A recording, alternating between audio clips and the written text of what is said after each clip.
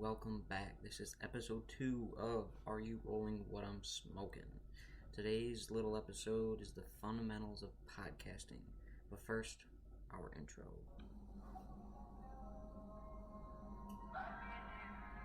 And I think to myself,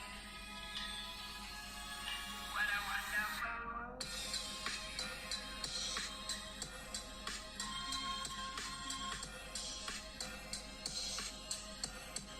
What a wonderful world.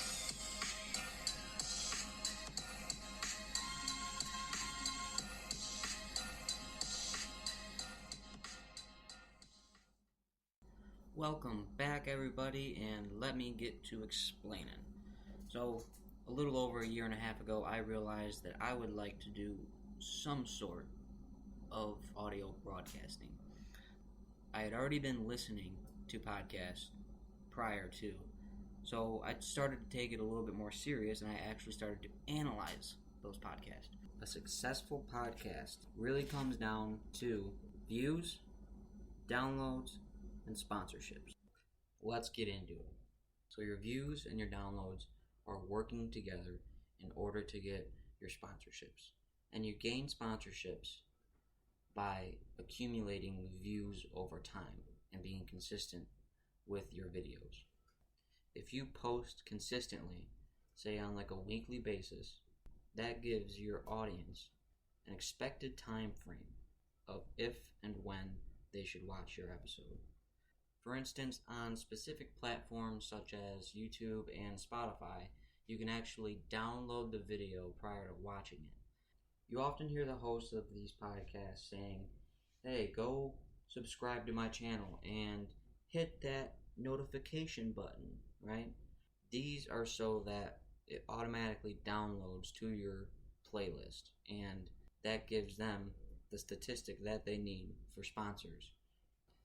Now, when it comes to sponsors, the company is going to need somebody else to advertise because they've got their circle, they've got their network. They can only reach so many people. Now, if you start reaching out to other networks, to other circles, to other people, and having them advertise your product for you, then your chances of succeeding in business are higher. Personally, I believe that it's all word of mouth or exposure. Networking is huge. I mean, if you don't know anybody, how are you going to have anybody promote your product or website or whatever it is? You get the chance to build your network in college, and that's one of the hardest things that a person could do. And there's what you know, and then there's who you know. What you know can get you so far, but who you know can get you even further. With that being said, from the source Celebrity Net Worth, here are the top 10 highest paid podcasts and podcasters in the world today. Coming in at number 10, we've got Come Town with your hosts Nick Mullen and Stavros Hykins. Both comedians, New York based, they have created a more vulgar and juvenile podcast that promotes banter and humor for its 10,822 Patreons. While the podcast has faced some backlash due to controversy, it reportedly made $250,000 in revenue in the year 2017 alone. Coming in at number 9, we've got Tiny Meat Gang with your host, Cody Coe and Noel Miller, as well as other social media influencers. After making a name for themselves on Vine, they decided to bring their comedy to audio, and then they created Tiny Meat Gang. While the duo has since taken their podcast on a live tour, their monthly income of $51,199 in 2019 and 10,638 Patreons speak for itself. Coming in at number 8, we've got one of my favorites, The Last Podcast on the Left, with your host, Ben Kissel, Marcus Parks, and Henry Zabrowski. This horror-based podcast reviews both fiction and non-fiction horror stories, keeping their 11,346 Patreons on Patreon entertained and on the edge of their seats. It was reported in 2019 that the show made $55,898 per month. Coming in at number 7, we've got The Chapo Trap House. Host Will Menaker, Matt Christman, Felix Biderman, Amber A. Lee Frost, and Virgil Texas. The Chapo Trap House podcast is a political podcast that ties in the elements of humor for their audience of more than 30,681 Patreons. In 2019, the group of young men hosting the show ranked in a monthly income of $137,094. Up next, at number 6, we've got The Adam Carolla Show. Since launching in 2009, The Adam Carolla Show has received more than 1.6 billion downloads, making this podcast one of the most popular in the game. While Carolla himself has a current net worth of $16 million, the show had an estimated revenue of $5 million back in 2014. Before we get into the top 5, let's hear a short word from our sponsor.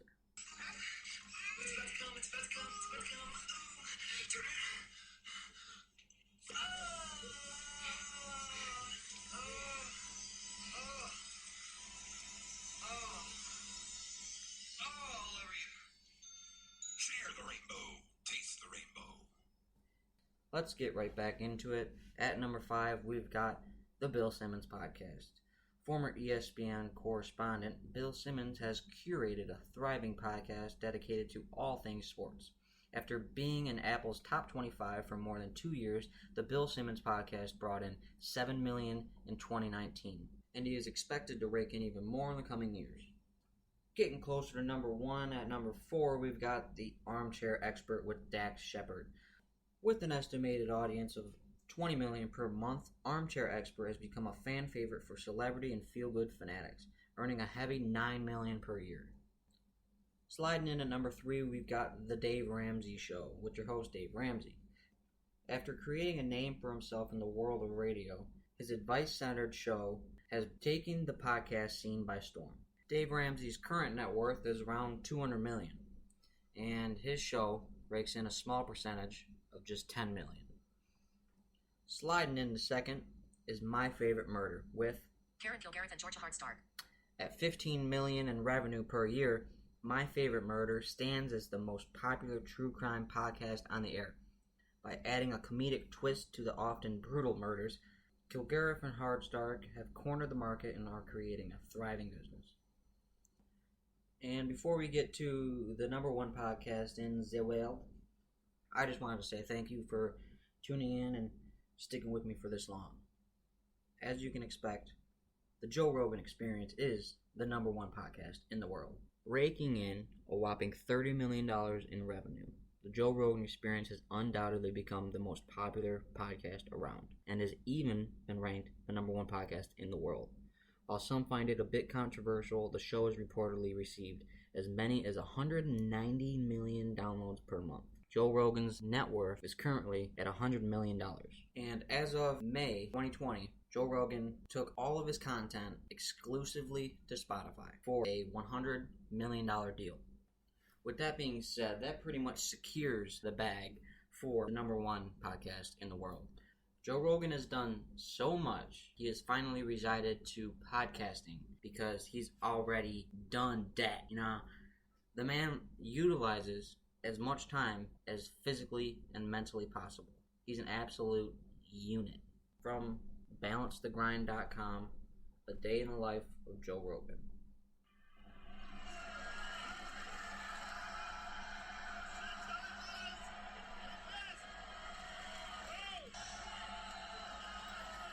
Rolling Stone asked comedian, actor, and mixed martial artist Joe Rogan to document a day in the life. So what I like to do first thing in the morning before I do anything is come down here to the gym. I usually do some chin-ups or some body weight squats, some kettlebell swings, something along those lines. Maybe I'll use the steel clubs. I have a couple of these green juices every day from different sources.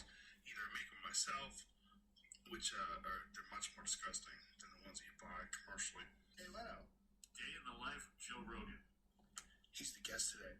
That's Young Jay. Podcasting. AKA shit out of him. And we're going to work out. Workout number 2 for today. Shooting archery. Perfect bullseye. Going doing another set at the stand-up.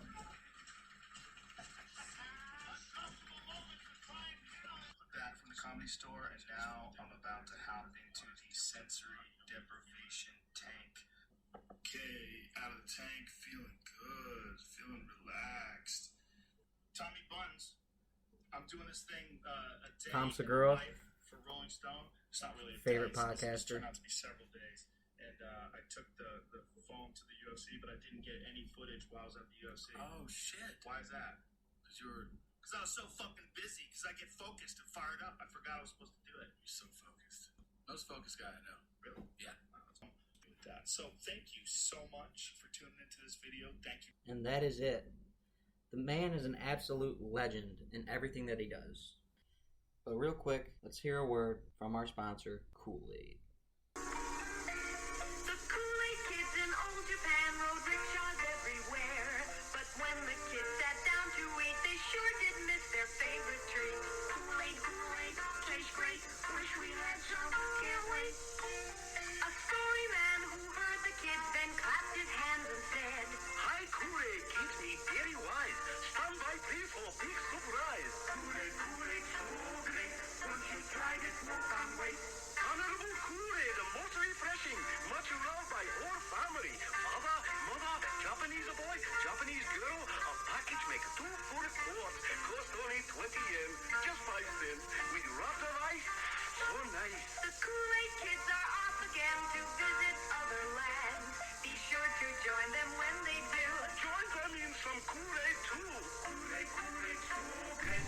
Once you tried it, no can wait. Much loved by a whole family. Now, obviously, a company cannot do anything like that nowadays because cancel culture. We are now rounding third, getting into the home stretch of this episode. In this last and final segment, I will be listing off the first podcast that I ever started listening to and which podcast I've been listening to since then. The first podcast that I had ever started listening to was David Dobrik and Jason Nash's The Views podcast. Now, I had been binge watching all of David Dobrik's vlogs with the Vlog Squad prior to, and he started advertising his podcast on his vlog, so I checked it out, thought it was pretty funny, caught up on all the episodes, and then was a weekly listener. Once I had caught up on Dobrik's podcast, I had seen that Zane and Heath started a new one called Zane and Heath Unfiltered. And I didn't quite get attached to this one, but it was pretty funny. I felt like I was getting a different perspective off of David's vlogs. Pretty good podcast. At the time, I was still using Spotify.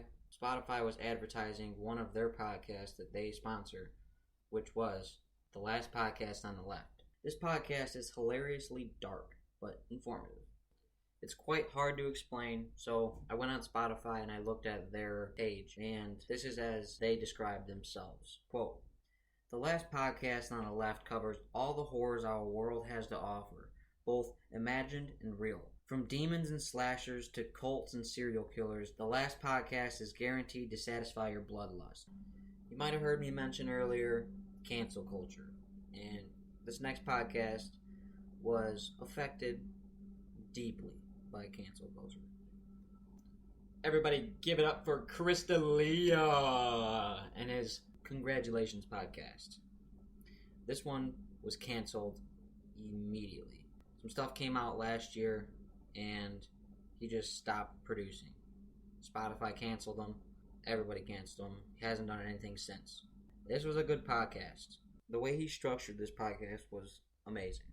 He structured it to where you have to listen from day one in order to understand anything. If you were to start in episode 50, you would immediately bail out. You wouldn't like it. I started at episode 20 or so, didn't like it, restarted it, loved it. Yeah, he got canceled, so that's why I brought that up. Also a good podcast on Spotify is Theo Von's This Past Weekend. This Past Weekend is a good sense of humor podcast that's uplifting, and if you wake up, you're not in the greatest mood, Theo is going to put you in that hard scarf and make you happy. You know what I'm saying? I love that podcast. It's good to watch when you're on your down days. The good days just make it that much better. The next streaming service that I discovered was Apple Podcast. And on Apple Podcast, I soon found out that there were a lot more podcasts that fit my sense of humor. One of those podcasts in particular being the History Hyenas podcast with Chris Stefano and Giannis Papas. There has been moments on this podcast where these mofos have made me cry. And cry laughing, I mean. Because they say the most outlandish shit that you've ever heard in your life, and you will only hear it on the History Hyenas podcast. Another stupid funny podcast that I was listening to is Tom Segura and Bert Kreisler's Two Bears, One Cave podcast. This one is hilariously funny if you want to listen to Bert cut you off every 5 seconds. Other favorites of mine are Bobby Lee and Kalila's Tiger Belly podcast, Andrew Santino's Whiskey Ginger, the Honeydew podcast with Ryan Sickler, presented to you by Your Mom's House, Tim Dillon's Tim Dillon Show, Brian Callen and Brendan Schaub's The Fighter and the Kid, Brendan Schaub and Theo's King and the Sting. We've got the Bill Burt podcast, and lastly, Bill Burr's Monday Morning Podcast. Those are all of the podcasts that I listen to on Apple Podcast. And lastly, we've got my favorite shows on YouTube. These can be both shows and podcasts. They usually have clips and other sorts of videos inside their episode that you've kind of got to watch to understand. I personally think that these are the best podcasts out there because they've just got unlimited potential and you can do anything that you want with them. Here they are. Up first, we've got Brendan Schaub and Theo Vaughn's King and the Sting podcast. This one is a tune-in, sit down, listen, watch, enjoy, laugh your ass off type of podcast.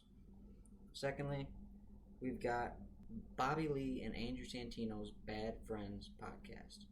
This one is hilariously funny with crude humor, a little bit of racism, but it's all funny and games because they love each other, I guess. And recently, I've been watching Dan Soder and Big J Okerson's The Bonfire on Sirius XM. Those also stream on YouTube. Those are hilarious. They do voices, they do impersonations. They are too damn funny. Last but certainly not least, we have got my favorite podcast ever, Tom Segura and Christina Pajitsky's Your Mom's House podcast. All I'll say is they lost a sponsorship from McDonald's for playing a video. I'll play a small clip. Who's Randy? Don't bring anyone mother into this. Yeah, if you're watching right now, you're like, what happened to the set? Well, we were riding high. This is just how life goes. Okay, yeah. We were pretty excited. I'm not gonna lie. I mean, here we have one of the biggest corporations in the world gives us this huge check. All we have to do is paint the set their colors. Right. And that's what they said. All you gotta do. I want to be clear about something. There was a lot of conversations ahead of time before we were working with McDonald's about our content. Mm-hmm. And they were like, yeah, like let it go wherever you want to go. And then I called and I said to our agent, I said, well, have they, like, they're familiar with what we do? Well, they were like, oh, they're familiar with your guys' stand-up. And I'm like, okay. And they're like, your stand-up they have no problem with. I'm like, yeah, but you know that this isn't stand-up, right? Yeah. Like, we're doing a different type of show. And he goes, yeah. No, that's fine. They clear. Basically, here's the deal, man. It's a deal, man. God, it's such a bummer. We got fired from McDonald's over last week's episode in a phone call, and almost like within hours of the show coming out. So it came out on video on Wednesday. Yeah. And it was like Wednesday afternoon, and they were like, "Oh, you're done." And then it was a whole shit show. I mean, it was so fast. It's like I got a everything voicemail. happened so fast. I know, but can I just process with you a little bit? There you have it. That is my favorite podcast in the world, Your Mom's House podcast, with Tom Segura and his wife, Christina Pajitsky. There you have it, everybody. Episode 2 in the books. We're going to wrap it up, get groovy, the same way we came in. And I think to myself, what a wonderful world.